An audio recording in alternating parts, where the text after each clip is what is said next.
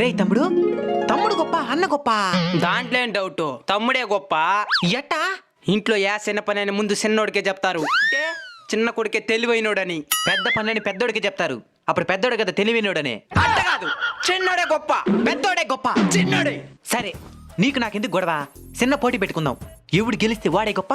Prize money 100 రూపాయలు. సరే, ఏంది పోటీ చెప్పు.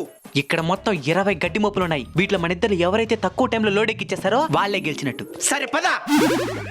Ready, start.